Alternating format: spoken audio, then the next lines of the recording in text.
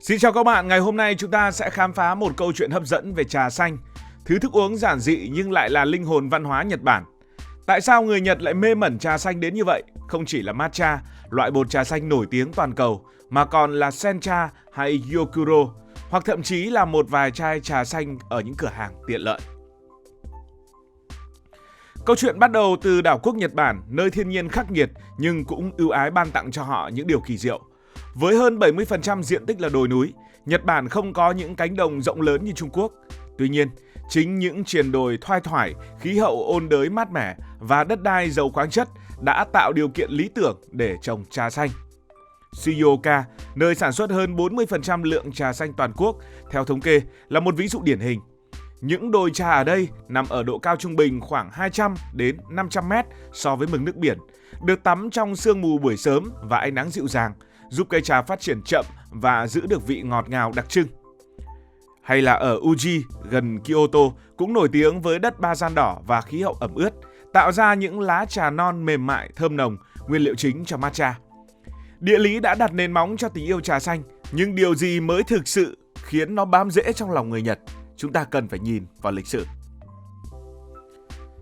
Lịch sử trà xanh ở Nhật Bản bắt đầu từ thế kỷ thứ 9 khi các nhà sư sang Trung Quốc học Phật giáo và mang về hạt giống trà. Lúc đó là loại trà xanh nén thành bánh, phổ biến dưới triều đại nhà Đường. Tuy nhiên, đến thế kỷ thứ 12, trà xanh mới thực sự bùng nổ nhờ một bước ngoặt lớn. Năm 1191, thiền sư Eisai, hay còn có phiên âm Hán Việt là Minh Am Vinh Tây, trở về từ Trung Quốc. Ông mang theo hạt giống trà và phương pháp trồng mới. Ông trồng chúng ở những vùng như là Kyushu và Uji, đồng thời viết cuốn sách tạm dịch là Uống trà để sống khỏe, ca ngợi trà xanh như một liều thuốc tinh thần và thể chất.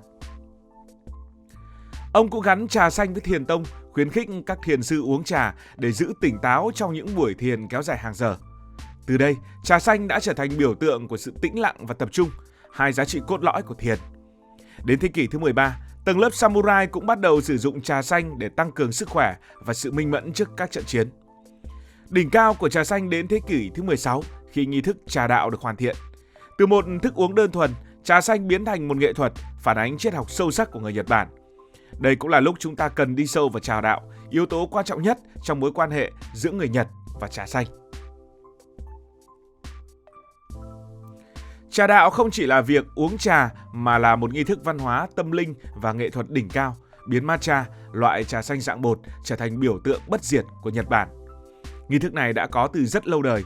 Nó bắt nguồn từ thế kỷ thứ 12 khi các nhà sư thiền dùng trà để hỗ trợ thiền định. Nhưng nó chỉ thực sự trở thành một nghệ thuật hoàn chỉnh vào thế kỷ thứ 16. Phải nói rằng, người Nhật biến rất nhiều thứ thành nghệ thuật. Và điều này nhờ công của Senno Rikyo, người được xem là thánh trà trong lịch sử Nhật Bản. Trà đạo không dùng các loại trà xanh khô thông thường như sencha hay bancha mà chỉ sử dụng matcha, tức là bột trà xanh mịn được làm từ lá trà non trồng trong bóng râm. Quy trình sản xuất matcha cũng là một chuyện rất kỳ công. Trước khi thu hoạch khoảng 20 cho đến 30 ngày, lá trà được che phủ bằng tre hoặc vải để tránh ánh nắng trực tiếp, tạo ra màu xanh đậm đặc trưng. Sau khi hái, lá được hấp, sấy khô và xay bằng cối đá truyền thống. Một quá trình chậm rãi đến mức phải mất tới 1 giờ chỉ để sản xuất 30 cho đến 40 gram matcha chất lượng cao.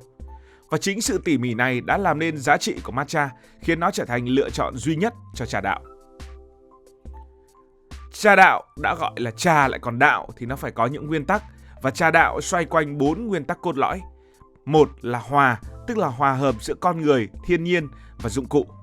2 là kính, kính ở đây có nghĩa là tôn trọng lẫn nhau. 3 là thanh, thanh ở đây có nghĩa là thanh tịnh trong tâm hồn và không gian.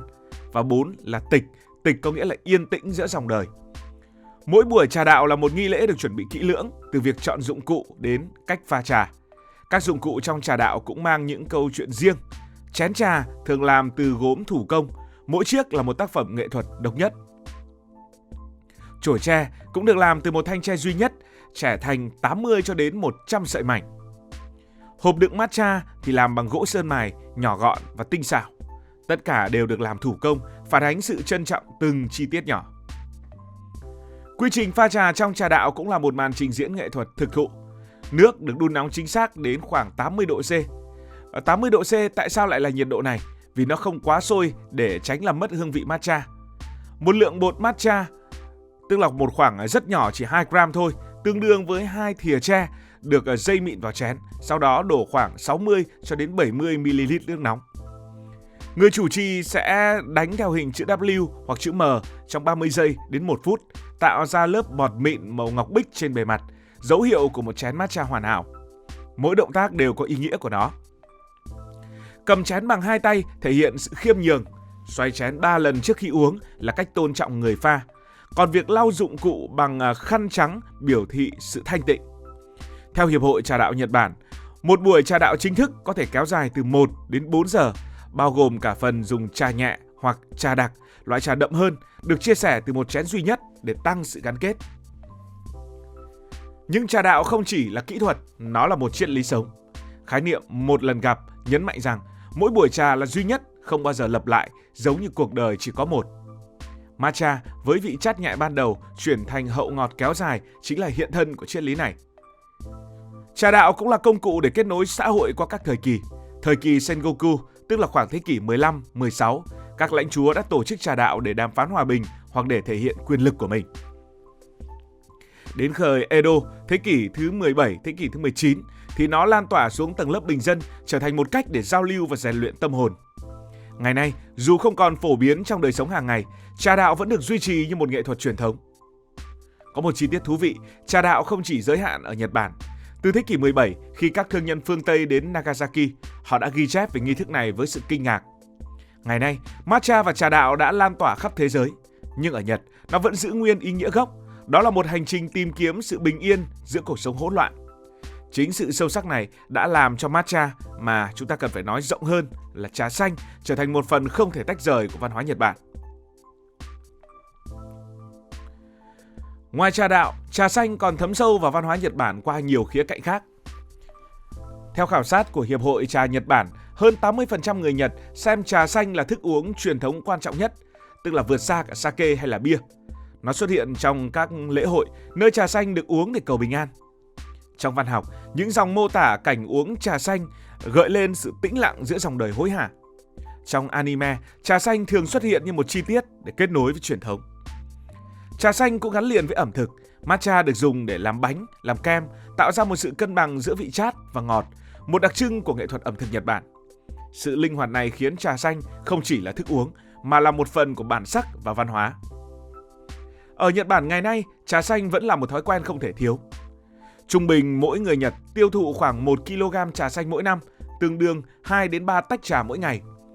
Từ sáng sớm với một ấm sencha nóng, đến giờ nghỉ trưa với chai trà xanh từ máy bán hàng tự động.